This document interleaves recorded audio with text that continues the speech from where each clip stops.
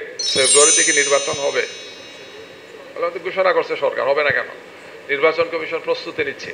আমরা 299টা আসনে আমাদের প্রার্থী ডিক্লেয়ার করেছি, অন্যান্য সব দলের আছে, কোন কোন দলের 8 জন 10 জন করে একটা কনস্টিটিউয়েন্সি কাজ করতেছে। Why not? প্রিয় দর্শক, আন্তর্জাতিক অপরাধ ট্রাইব্যুনালের একজন ডাক্তার তিনি সাক্ষীতে এসে বলেছেন যে নিউরোসায়েন্স হসপিটালে ভর্তিরত 167 জনের বেশিরভাগই মাথায় খুলি ছিল না। এটি জুলাই বিপ্লবের ইতিহাস, এটি ভুলে গেলে চলবে না। এ পর্যায়ে বক্তব্য রাখার জন্য অনুরোধ করছি বাংলাদেশ জামাত ইসলামের সহকারী সেক্রেটারি জেনারেল অ্যাডভোকেট এহসানুল মাহবুব জুবায়ের।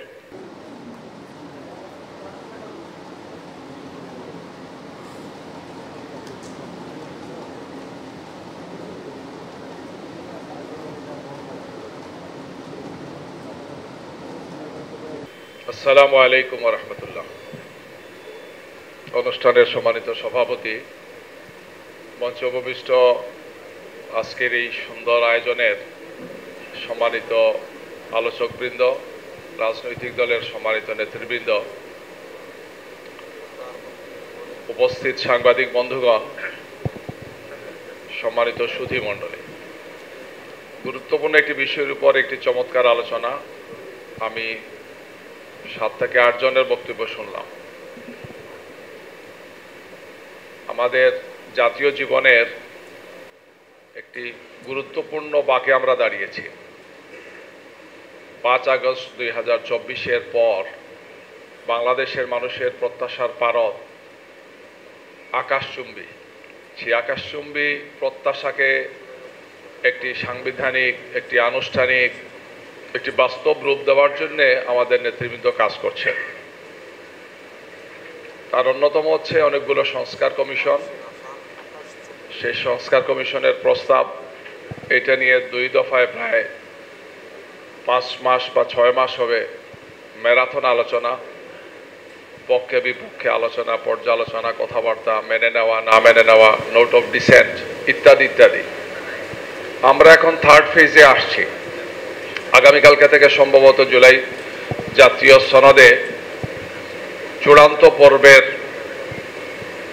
ঘটনাটি অনুষ্ঠিত হতে যাচ্ছে আর কি। এটাতে একমত হলে স্বাক্ষর হবে, না হলে স্বাক্ষর হবে না। কেউ স্বাক্ষর দেবেন, কেউ তো স্বাক্ষর দেবেন না, অথবা কেউই স্বাক্ষর দেবেন না। 3টা সিনারিও আমার সামনে মনে হচ্ছে। ভালো ভালো হলে সবাই দেবেন, না পুষাইলে কেউ দেবেন, কেউ দেবেন না, আর হয়তো আমরা কেউ দেব না। না দিলে তাহলে কি দাঁড়াচ্ছে? অনেক কিছু হতে পারে।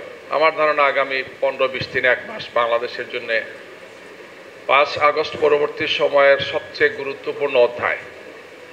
এটাকে সামনে রেখেই আগামীর বাংলাদেশ, তার পথ চলা, তার অস্তিত্বেরও একটি প্রশ্ন আছে। আমরা কি স্বাভাবিক রাজনৈতিক পরিবেশ পাব, না আমরা নতুন একটি ডাইমেনশনে যাচ্ছি? এই বিষয়গুলো নিয়েই আমার ধারণা সংশ্লিষ্ট যারা স্টেক হোল্ডার আছেন, চিন্তাবিদ যারা আছেন, দায়িত্বশীল ব্যক্তি এবং প্রতিষ্ঠান আছেন, সবাই ভাবছেন। এই ভাবনার জায়গা থেকেই এই ধরনের চমৎকার আয়োজন। আজকে যেটি শেয়ার করেছেন, একই সময় প্রেস ক্লাবে আরও হচ্ছে, অন্য জায়গাতে হচ্ছে, আমরাও আমাদের দলের পক্ষ থেকে করেছি, অন্যান্য দলও করেছেন, আরও হবে, হওয়া উচিত। কারণ এই সমস্ত বিষয়ে ব্যাপক আলোচনা, পর্যালোচনা হওয়া উচিত, যাতে আমরা আমাদের সঠিক সিদ্ধান্তটি নিতে পারি এবং ভবিষ্যৎ প্রজন্ম আমাদেরকে দোষারোপ না করে যে আমরা এক্ষেত্রে কোনো দায়িত্বই পালন করিনি। 1400 মানুষের শাহাদাত 5 আগস্টের সময়, এর আগে আরও হাজার হাজার মানুষের গুম, ক্রসফায়ার, খুন হয়েছেন, আহত পঙ্গু হয়েছেন। এই আন্দোলনে প্রায় 30,000, আর বিগত 1.5 যুগে হয়েছেন আরও লাখের উপরে এই ধরনের হবেন। ভয়ঙ্কর ক্ষতি, রক্ত, কোরবানি, এই সব কিছুর বিনিময়ে এই বাংলাদেশটা আমরা পেয়েছি। আমরা যদি এই বিষয়টি বোঝার চেষ্টা করি যে এটি কোনো দলীয় বিষয় নয়, দলের কোনো বিশেষ নেতার জন্য নয়, আমাদের নিজেদের আখের গুছানোর জন্য নয়, এটি জাতীয় দায়িত্ব, জাতির জন্যে এবং আমাদের অস্তিত্বের জন্যে, তাইলে আমার ধারণা আমরা আর অনেক বেশি ক্লোজ কন্ট্যাক্টে আসতে পারব। আপনারা দেখেন যে আজকে থেকে 6 মাস আগে যখন ঐকমত্য কমিশনের আগের যে কমিশন যেটা ছিল, সেই কমিশনে আমরা বসি, তখন অনেক ডিফারেন্স অফ অপিনিয়ন ছিল, কিন্তু দীর্ঘ 5-6 মাসে সেটা অনেক পাশাপাশি চলে আসছে, অনেক ছাড় দিয়েছেন। প্রায় 84টা পয়েন্টে ভাগ করা হয়েছে, 166 থেকে এখন 84টা পয়েন্টে মূল কথাগুলো চলে আসছে গিয়ে। আর 8টি বিষয়ে অঙ্গীকার তারা চেয়েছেন। এই সবগুলোর আইনি ব্যাখ্যা তো হচ্ছে, আইনি ব্যাখ্যার পক্ষে বিপক্ষে আছে।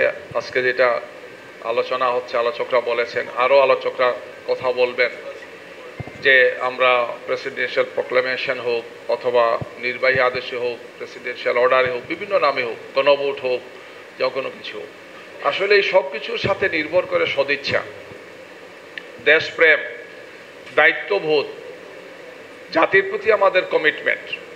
আমার ধারণা আলোচকরা ঘুরে ফিরে কথাগুলোই বলেছেন।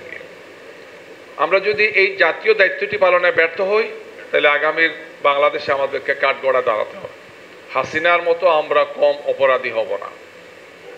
হাসিনারা যেভাবে দেশকে ধ্বংস করেছেন, জাতিকে ধ্বংস করেছেন, জাতি সত্তাকে চরম সংকটে ফেলে দিয়েছেন, আমরাও এর কিছু দায় দায়িত্ব সম্বোধন নেওয়া লাগতে পারে। এই জন্য সেই দায়িত্বশীলতার, জবাবদিহিতার, আত্মসমালোচনা এবং আত্মপর্যালোচনার জায়গা থেকে আমাদেরকে ভেবেই এগিয়ে আসতে হবে। আগামী 1 সপ্তাহ, 2 সপ্তাহ বা 3 সপ্তাহের মধ্যেই আমাদেরকে চূড়ান্ত সিদ্ধান্ত নিতে হবে যে আমাদের এই বাংলাদেশ, যেটা আমরা 1.5 যুগ পরে ফিরে পেয়েছি, আমরা কি সেটাকে ভালোর দিকে, কল্যাণের দিকে, মানবিকতার দিকে নিয়ে যাব, না আবার একটি বিশৃঙ্খল অবস্থায় আমরা চলে যাব। কোনো ব্যক্তির জন্য, কোনো দলের জন্য, কোনো গোষ্ঠীর জন্য আমরা বসে থাকবো না। আমরা বাংলাদেশের জন্য, বাংলাদেশের মানুষের জন্য আমরা কাজ করবো ইনশাআল্লাহ। এটাকে সামনে রেখেই সিদ্ধান্তটা নিতে হবে। আমি এটার সাথে একমত যে এটা যে ফর্মেই হোক না কেন, যে তার কিছু ফাঁক ফুকর থাকবে, যেটা আলোচকরা বলেছেন, আইনজীবীরা বলেছেন, এক্সপার্টরা বলেছেন, আগেও বলেছেন, আজকেও বলেছেন। কিন্তু যদি আমাদের কমিটমেন্টটা, আমাদের প্রতিশ্রুতিটা যদি অন্তরের অন্তঃস্থল থেকে না হয়, ব্যক্তি, প্রতিষ্ঠান, গোষ্ঠী সবাই মিলে যদি আমরা এক্ষেত্রে কমিটমেন্টটা সঠিক যথার্থভাবে দিতে না পারি, তাহলে সব কিছুই ভেস্তে যাবে। কোনো কোনো নেতা তো বলেছেন, যাই করেন না কেন আমরা একদিনে পার্লামেন্টে সব অস্বীকার করব, এই কথাও বলেছেন। তার কথা তিনি প্রত্যাহার করেন নাই, বড় দলের বড় দায়িত্বশীল ব্যক্তি বলেছেন। তো এই ধরনের কথা যদি এখন বলেন, তাহলে যদি জনগণ ভোট দিয়ে কোনোভাবে তারা ক্ষমতায় যেতে পারেন, তাহলে কী করবে? আমরা তো আগেই বলেছি, নোট অফ ডিসেন্ট দিয়েছে, আমরা বলেছি এগুলো আমরা মানব না, মানলাম না, কি আসলো গেল। এই জন্য এই আইনি বিধানটাই চূড়ান্ত কথা নয়, নিঃসন্দেহে এটি একটি আইনি ফরম্যাট থাকতে হবে। কিন্তু যদি আমাদের এই কমিটমেন্ট, প্রতিশ্রুতি, দায়িত্বশীলতা, জবাবদিহিতা না থাকে, তাহলে এটা হবে না। এর জন্য একজন মুসলমান হিসেবে আমি বিশ্বাস করি যে আমার বিবেকের কাছে এবং আমার প্রভু, আমার আল্লাহর কাছে, আমার রবের কাছে আমার জবাবদিহিতা যদি থাকে, তাহলে এইটাই আসল। কোনো আইন দিয়ে মানুষকে ঠেকানো যায় না। মানুষ আইন তৈরি করে, মানুষ এটার ফাঁক ফুকর বের করে। আইনজীবীরা এক্ষেত্রে সবচেয়ে এক্সপার্ট, সবচেয়ে ভালো ভূমিকা রাখেন। একই আইনজীবী দেখবেন এক সময় কোনো একটা মামলায় পক্ষে, আবার তিনি বিপক্ষে। পক্ষে দাঁড়াইলে অসংখ্য যুক্তি দেখান, বিপক্ষে গেলেও তার যুক্তির অভাব হয় না, কারণ ফাঁক ফুকর তো আছেই। যত বেশি ফি পাওয়া যায় তত ভালো, আলহামদুলিল্লাহ, তিনি সার্ভিস দেন। তো এটা সব মানুষেরই অভ্যাস, আইনজীবীদের একটা এত মার্কা হয়ে গেছে আর কি।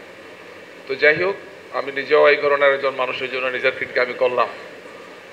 আমার সবার কাছে অনুরোধ থাকবে যে এই বিষয়ে সিদ্ধান্ত নেওয়ার জন্য চূড়ান্ত সময় আমরা এসে গেছি।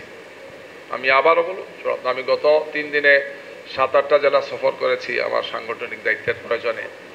তো সেখানে আমি সাধারণ মানুষ, বিভিন্ন পেশাজীবী, ইনক্লুডিং সিনিয়র সাংবাদিকরা ছিলেন। প্রশ্ন ঘুরে ফিরে একটাই, জুবায়ের ভাই, ফেব্রুয়ারি থেকে নির্বাচন হবে? ঘোষণা করছে সরকার, হবে না কেন? নির্বাচন কমিশন প্রস্তুতি নিচ্ছে। আমরা 299টা আসনে আমাদের প্রার্থী ডিক্লেয়ার করেছি, অন্যান্য সব দলের আছে। কোনো কোনো দলের 8 জন 10 জন করে একটা কনস্টিটিউয়েন্সি কাজ করতেছে। Why not? বলে না, ভাবভঙ্গি দেখে মনে হচ্ছে যে কিছু একটা ডালমে কুচ কালা হয়, কিছু একটা হচ্ছে। আর এই হচ্ছেটা তাইলে কি? কেন হবে এটা? কেন এই সন্দেহ, কেন এই সংশয়? আমরা এই সন্দেহ সংশয় মুক্ত একটা পরিবেশ চাই, একটি নিশ্চিত বাংলাদেশ, একটি নিশ্চিত ভালো অবস্থার দিকে আমরা যেতে চাই।